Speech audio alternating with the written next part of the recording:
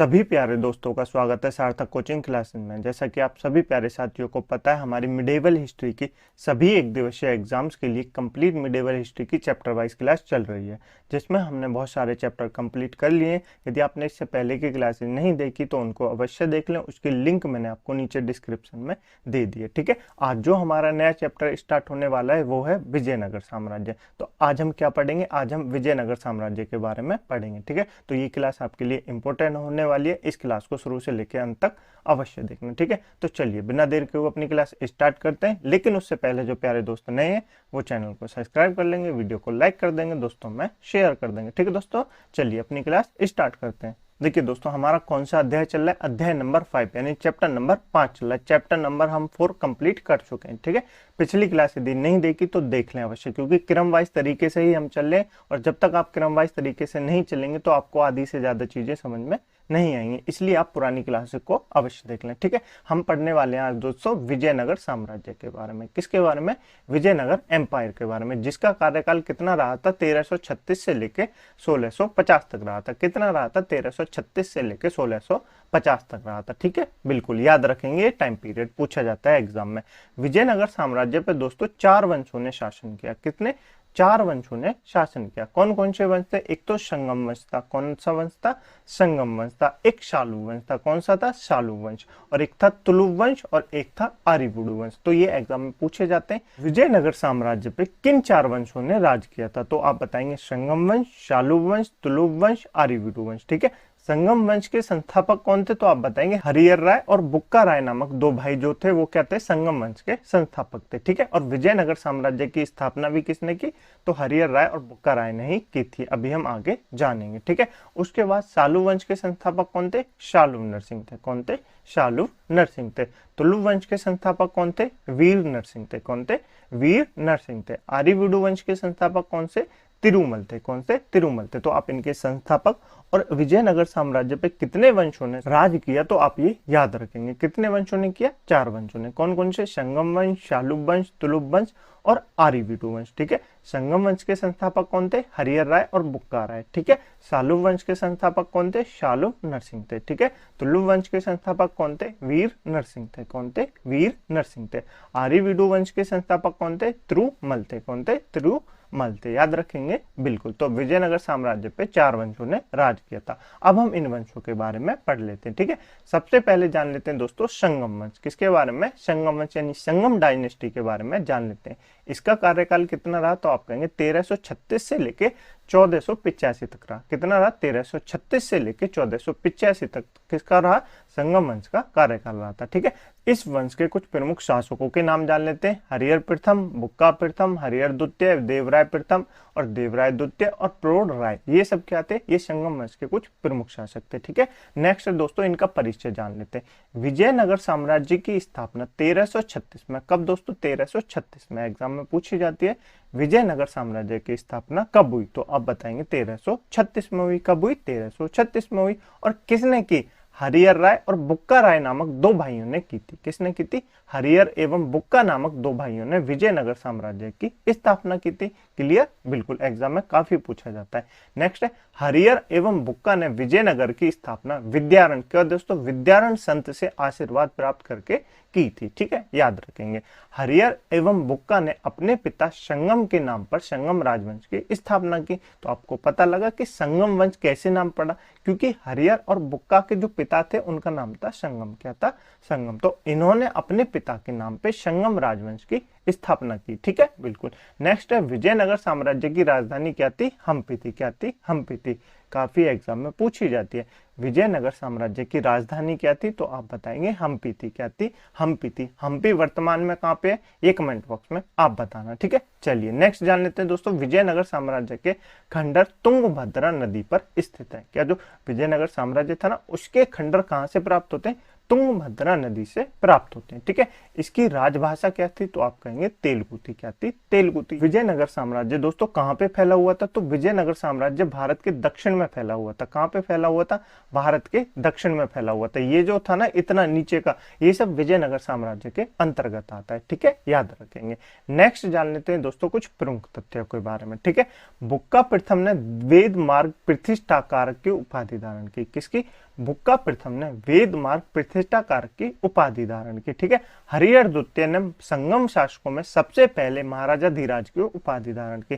तो संगम वंश में सबसे पहले महाराजा धीराज की उपाधि किसने धारण की? हरिहर द्वितीय ने की। किसने की? हरिहर द्वितीय ने की। ठीक है, नेक्स्ट है इटली का यात्री निकोलो कांटी विजयनगर की यात्रा पर देवराय प्रथम के शासनकाल में आया था। तो पूछा जाता है इटली का यात्री निकोलो कांटी किसके समय विजयनगर की यात्रा पर आया? आप बताएंगे देवराय प्रथम के शासनकाल में आया था। ठीक है, चलिए नेक्स्ट है दोस्तों, देवराय प्रथम ने तुंगभद्रा नदी पर एक बांध बनवाया। क्या बनवाया? बांध बनवाया, ताकि जल की कमी दूर करने के लिए नगर में नहरें ला जा सकें। ठीक है, तो याद रखेंगे। नेक्स्ट है संगम वंश का सबसे प्रतापी राजा कौन था? देवराय द्वितीय था। कौन था? देवराय द्वितीय था संगम वंश का सबसे प्रतापी राजा। इसे इमड़ी देवराय क्या कहते हैं? इमाड़ी देवराय भी कहा जाता है। याद रखेंगे। फारसी राजदूत अब्दुल रज्जाक, कौन दोस्तों? अब्दुल रज्जाक देवराय द्वितीय के शासनकाल में विजयनगर की यात्रा पर आया। क्या दोस्तों? फारसी का जो राजदूत था अब्दुल रज्जाक। कौन? अब्दुल रज्जाक देवराय द्वितीय के शासनकाल में क्या दोस्तों भारत यानी विजयनगर की साम्राज्य की यात्रा पे आया था। ठीक है, चलिए नेक्स्ट है दोस्तों, एक अभिलेख में देवराय द्वितीय को जगट बेटकर, क्या दोस्तों? जग बेटकर भी यानी कि हाथियों का शिकारी भी कहा जाता है। क्या कहा जाता है? जग बेटकर यानी हाथियों का शिकारी भी कहा जाता है। ठीक है, नेक्स्ट है देवराय द्वितीय ने संस्कृत ग्रंथ महानायक साधानिधि एवं ब्रह्मसूत्र पर भाष्य लिखा। देवराय द्वितीय ने क्या लिखा दोस्तों? संस्कृत ग्रंथ महानायक सदानिधि एवं ब्रह्मसूत्र पर भाष्य लिखा था। ठीक है, अब आपको याद क्या क्या रखना है वो मैं आपको बता देता हूँ। सबसे पहले विजयनगर साम्राज्य में कितने वंश थे? 4 वंश थे। आपको नाम याद है? बिल्कुल याद है। उनके संस्थापक भी याद है? बिल्कुल याद है। ठीक है, संगम वंश का कार्यकाल कितना रहा? 1336 से लेकर 1485 तक रहा। बिल्कुल बिल्कुल। संगम वंश की स्थापना किसने की? हरिहर राय एवं बुक्का राय ने की थी। ठीक है, विजयनगर साम्राज्य की स्थापना किसने की? हरिहर एवं बुक्का ने की थी। कब की थी? 1336 में की थी। कब की थी? 1336 में की थी। विजयनगर साम्राज्य की राजधानी क्या थी? तो आप बताएंगे हम्पी थी। क्या थी? हम्पी थी। और इसकी राजभाषा क्या थी? तो आप बताएंगे तेलुगु थी। क्या थी? तेलुगु थी। याद रखेंगे? बिल्कुल याद रखेंगे। चलें आगे। चलिए, ये कुछ इंपोर्टेंट पॉइंट थे जो आपको याद रखने। नेक्स्ट जान लेते हैं दोस्तों तुलुक वंश के बारे में। किसके बारे में? तुलुक वंश के बारे में। शालुक वंश से दोस्तों इंपोर्टेंट क्वेश्चन नहीं बनते, इसलिए मैंने आपको नहीं बताया। तो तुलुक वंश के बारे में जान लेते हैं। ठीक है, तुलुक वंश के संस्थापक कौन थे?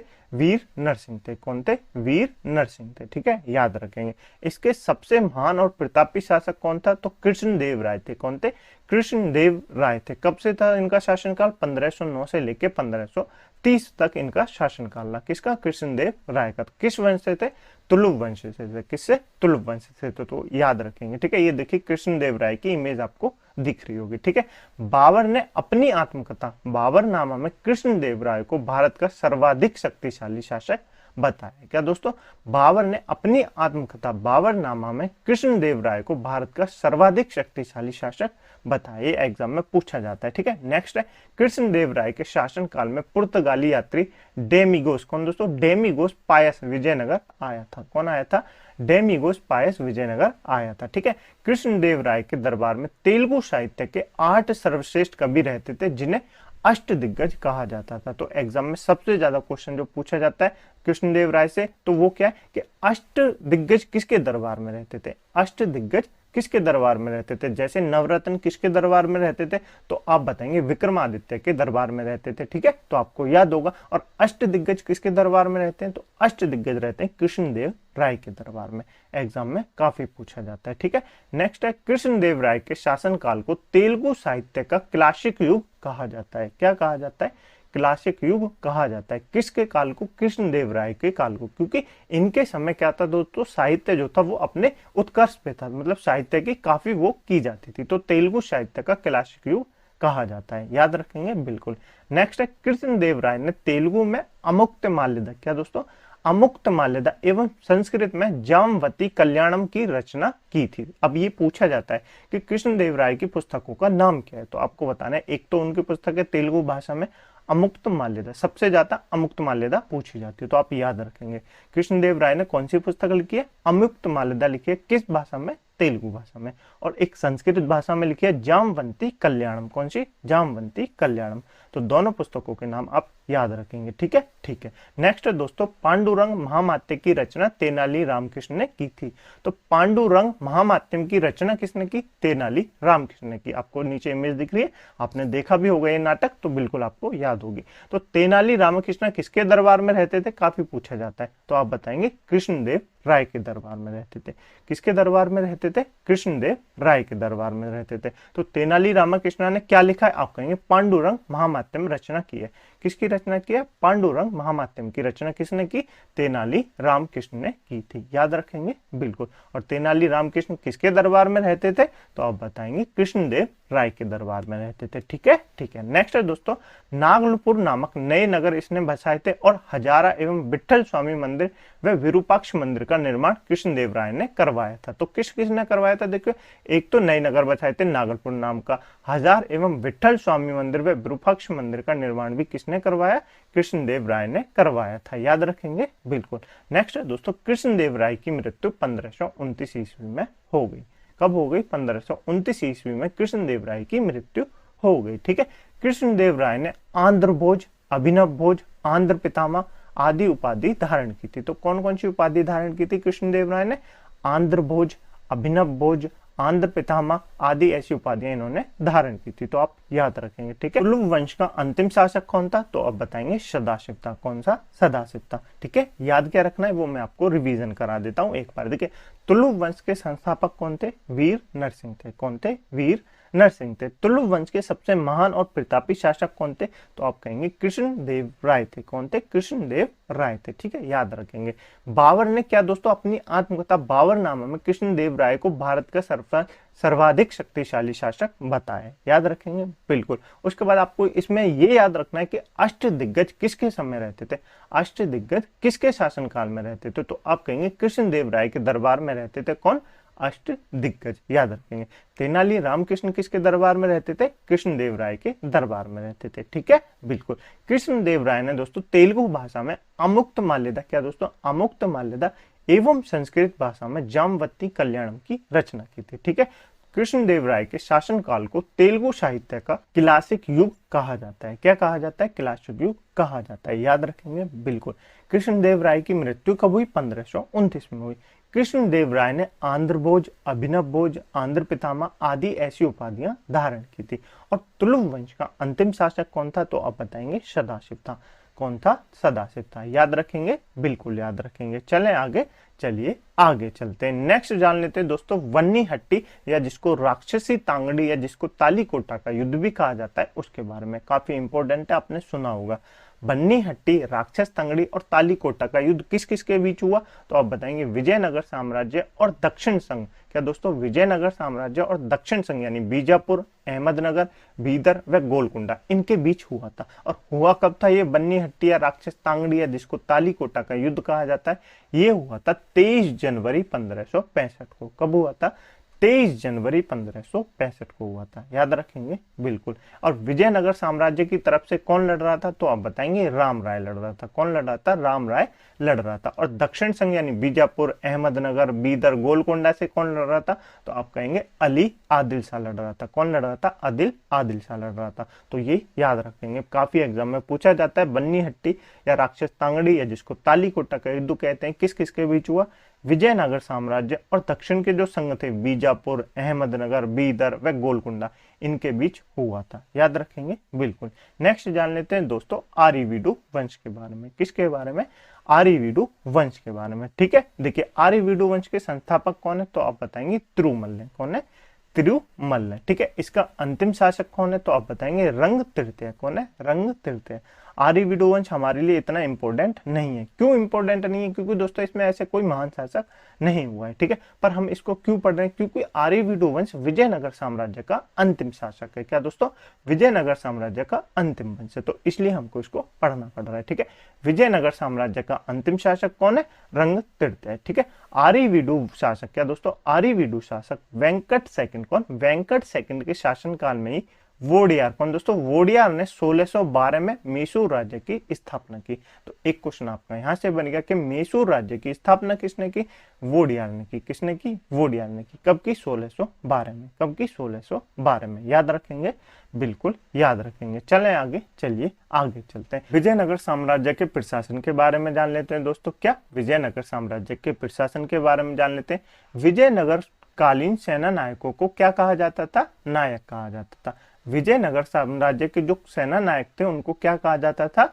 आप कहेंगे नायक कहा जाता था। ये वस्तुतः भूसामंत, क्या दोस्तों? भूम सामंत थे, जिन्हें राजा वेतन के बदले अथवा उनकी अधीनस्थ सेना के रख रखाव के लिए विशेष भूखंड देता था। क्या देते थे? विशेष भूखंड देता था, जो अमरम कहलाता था। क्या कहलाता था? अमरम कहलाता था। देखिए दोस्तों, जो विजयनगर साम्राज्य में सेना नायक होते थे उनको नायक कहा जाता था। ये भूसामंत होते थे। भूसामंत मतलब इनको दोस्तों वेतन नहीं दिया जाता था। क्या दिया जाता था? भूमि दी जाती थी। क्या दी जाती थी?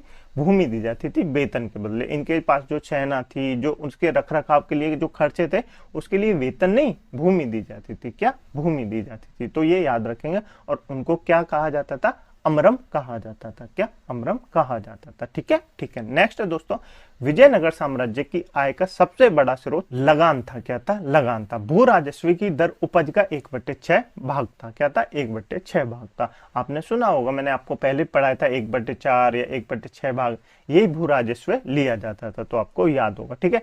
उबली, कुछ शब्द आपको याद रखने। उबली क्या कहा जाता है? उबली किसको कहा जाता है? ग्राम में विशेष सेवाओं के बदले दी जाने वाली लगान मुक्त भूमि की भूधारण पद्धति थी। क्या थी?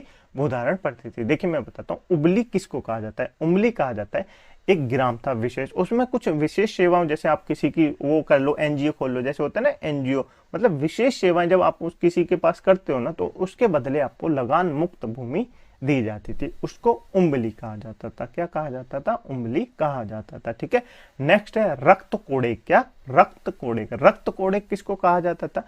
युद्ध में शौर्य का प्रदर्शन करने वाले मृत लोगों के परिवार को दी गई भूमि को कहा जाता था।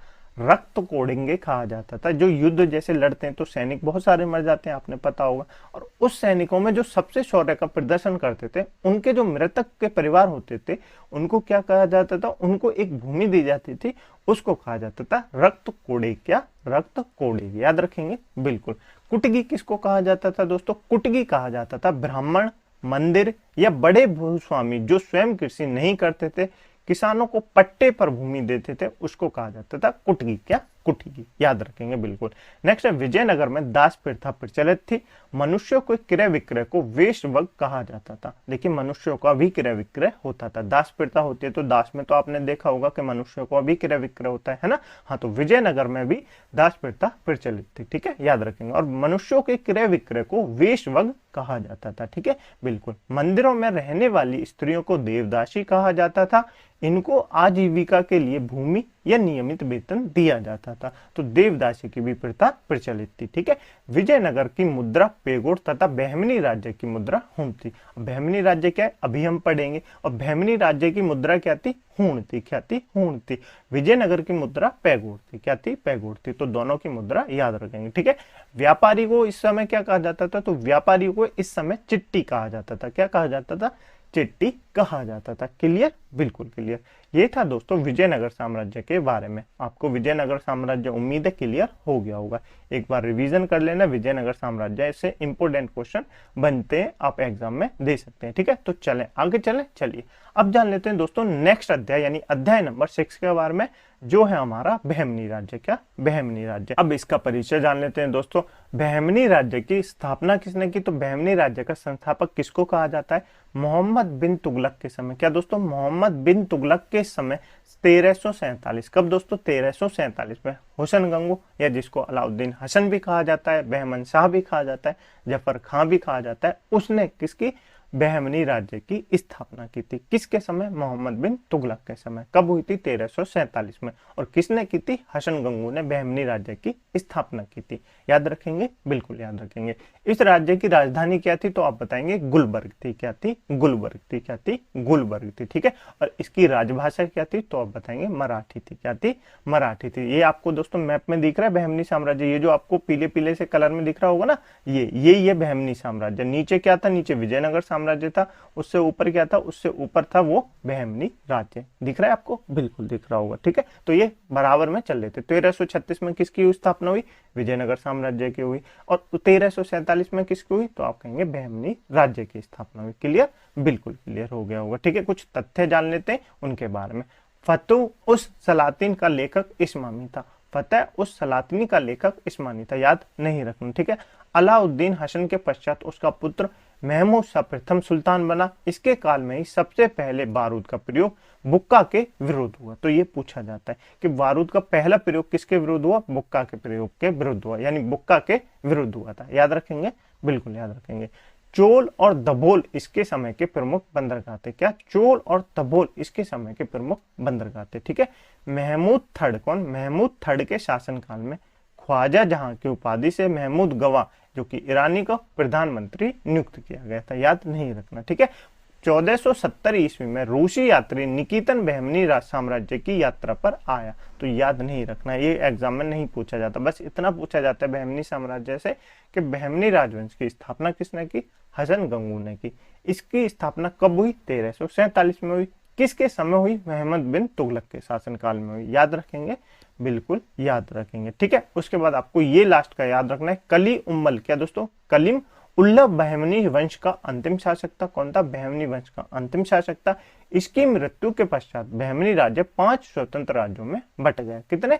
5 स्वतंत्र राज्यों में बट गया। बीजापुर, अहमदनगर, बरार, गोलकुंडा, बीदर। तो 5 राज्यों में बट गया। कौन सा? बहमनी राज्य। तो अब मैं आपसे पूछूं, वो जो राक्षस तांगड़ी का युद्ध था जिसको तालीकोटा का युद्ध कहा जाता है, उसमें 4 राज्यों ने भाग लिया। किसने? 4 राज्यों ने भाग लिया। तो मैं आपसे पूछूं किसने भाग नहीं लिया? ये एग्जाम में पूछा जाता है।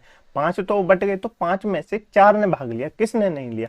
तो आप कहेंगे बरार ने नहीं लिया। किसने नहीं लिया? बरार ने नहीं लिया। बाकी सबने लिया था। बीजापुर ने भी भाग लिया था, अहमदनगर ने भी भाग लिया था, गोलकुंडा ने भी भाग लिया था और बीदर ने भी भाग लिया था। ठीक है। किसने भाग नहीं लिया? बरार ने भाग नहीं लिया। याद रखेंगे? बिल्कुल एग्जाम में पूछा जाता है कि राक्षस तांगड़ी या जिसको तालीकोटा का युद्ध कहता है उसमें किस राज्य ने भाग नहीं लिया? तो आप कहेंगे बरार ने भाग नहीं लिया। ठीक है। चलिए अब नेक्स्ट चैप्टर के बारे में पढ़ लेते हैं। हमारा अध्याय नंबर 7 स्टार्ट होता है, जिसमें हम क्या पढ़ेंगे? जिसमें हम कुछ स्वतंत्र प्रांतीय राज्यों के बारे में पढ़ेंगे। ठीक है। सबसे पहले हम जौनपुर के बारे में जानेंगे, फिर उसके बाद आगे और पढ़ेंगे। ठीक है। तो सबसे पहले जौनपुर के बारे में जान लेते हैं। जौनपुर की स्थापना फिरोज शाह तुगलक ने अपने भाई जूना खां या महमूद बिन तुगलक की स्मृति में की थी। जौनपुर की स्थापना किसने की? तो आप कहेंगे फिरोज शाह तुगलक ने की थी। किसने की? फिरोज शाह तुगलक ने की थी। किसके नाम पे की थी? तो अपने भाई जूना खान या जिसको मोहम्मद बिन तुगलक कहा जाता है उसकी याद में की थी। ठीक है। याद रखेंगे।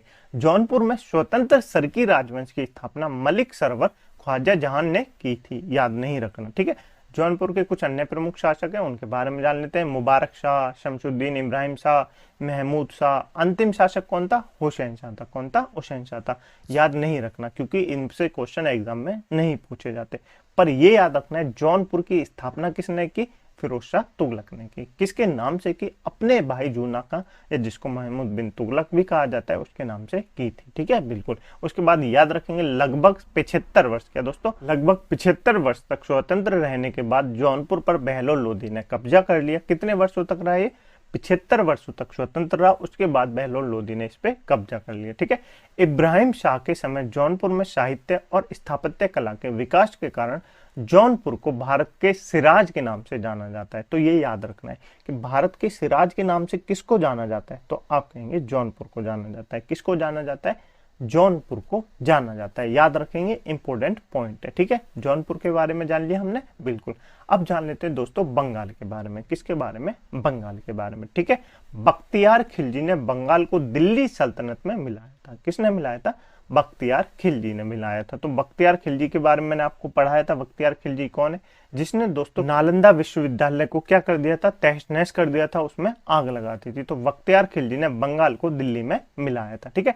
महमूद बिन तुगलक के काल में 1338 में बंगाल को एक स्वतंत्र राज्य मुबारक शाह ने बनाया। तो ये जो महमूद बिन तुगलक है, इसके समय बहुत सारे राज्य क्या हो गए? स्वतंत्र हो गए। विजयनगर साम्राज्य स्वतंत्र बना, वहमनी साम्राज्य बना, बहुत सारे ऐसे जो राज्य थे स्वतंत्र अपने आप हो गए। तो ये एक कैसा शासक था? तो आप कहेंगे ये एक काबिल शासक नहीं था। ठीक है। सिकंदर शाह ने अदीना मस्जिद का निर्माण करवाया। किसने? सिकंदर शाह ने। ठीक है। जलालुद्दीन के शासनकाल में कीर्तिवास ने बंगाल भाषा में रामायण का अनुवाद किया। तो ये और आपको पॉइंट बन गया। कीर्तिवास ने कौन सी भाषा लिखी है? तो कीर्तिवास ने बंगाल भाषा में रामायण का अनुवाद किया था। याद रखेंगे बिल्कुल। बंगाल शासक अलाउद्दीन हुसैन शाह चैतन्य महाप्रभु का समकालीन था। जो बंगाल का शासक था अलाउद्दीन हुसैन, वो किसका था? चैतन्य महाप्रभु का समकालीन था। ठीक है। नेक्स्ट है, बाबर के आक्रमण के समय बंगाल का शासक नुसरत शाह था। कौन था? नुसरत शाह था। ठीक है। नुसरत शाह की चर्चा तुजुक-ए-बाबरी में की गई है, याद नहीं रखना। नेक्स्ट अब जान लेते हैं मेवाड़ के बारे में। किसके बारे में? मेवाड़ के बारे में। तो अब आप बताइए कि मेवाड़ के बारे में बताने की आवश्यकता है। मेवाड़ से आप कौन कौन परिचित नहीं होगा? मेवाड़ से सब परिचित है। महाराणा प्रताप को कौन नहीं जानता? सभी जानते। राणा रतन सिंह को कौन नहीं जानता? बहुत सारे लोग जानते। तो इससे बारे में पढ़ाने की आवश्यकता है नहीं, पर आपको थोड़ा सा याद रखना है। ठीक है। अलाउद्दीन खिलजी ने क्या दोस्तों? अलाउद्दीन खिलजी ने 1303 में, कब? 1303 में मेवाड़ के गहलोत राजवंश जो कि रतन सिंह, राणा रतन सिंह को पराजित किया था। पराजित नहीं किया था, धोखे से हराया था। आपने पद्मावत फिल्म देखी होगी, बिल्कुल वो ही है राणा रतन सिंह। ठीक है। उसको पराजित किया था दिल्ली सल्तनत में। उसके बाद इन्होंने किसको? मेवाड़ को मिला लिया था अलाउद्दीन खिलजी ने। ठीक है। गहलोत वंश की एक शाखा, क्या दोस्तों? गहलोत वंश की एक शाखा सिसोदिया वंश के हमीर देव, कौन? हमीर देव ने महमूद तुगलक को हराकर पूरे मेवाड़ को स्वतंत्र कर लिया। किसको दोस्तों? सिसोदिया वंश के हमीर देव ने महमूद तुगलक को हराकर पूरे मेवाड़ को स्वतंत्र कर लिया। ठीक है। राणा कुंभा कौन? राणा कुंभा ने 1448 ईस्वी में चित्तौड़ में एक विजय स्तंभ की स्थापना की। राणा कुंभा कौन है? ये आपको पता होगा, महाराणा प्रताप के परदादा है। कौन है? परदादा है। उन्होंने क्या की? चित्तौड़ में एक विजय स्तंभ की स्थापना की थी। ठीक है। खानवा का युद्ध 1527 ईस्वी में राणा सांगा एवं बाबर के बीच हुआ था, जिसमें बाबर विजयी हुआ था। राणा सांगा कौन है? महाराणा प्रताप के दादा हैं। ठीक है। याद है आपको? बिल्कुल। मैंने आपको जब लोधी वंश पढ़ाया था तो इब्राहिम लोधी से किसका युद्ध हुआ था? खानवा का युद्ध हुआ था राणा सांगा और इब्राहिम लोधी के बीच में। ठीक है। ठीक है। नेक्स्ट है दोस्तों 1576 ईस्वी में हल्दी घाटी का युद्ध राणा प्रताप एवं अकबर के बीच हुआ। किस किस के बीच? राणा प्रताप एवं अकबर के बीच हुआ, जिसमें अकबर विजयी हुआ था। अकबर विजयी हुआ था। इसकी कहानी आपने पढ़ी है, किसी दिन अलग से बताएंगे, पर थोड़ी सी कहानी आप अभी जान लिए। हल्दी घाटी का जो 1576 में युद्ध हुआ था, उसमें अकबर युद्ध लड़ने नहीं आया था। क्यों? क्योंकि उसको डर था महाराणा प्रताप उसको चीर देते। उसके जो एक गुरु थे जिनकी वो बात मानता था, तो उन्होंने उससे कहा था, क्या?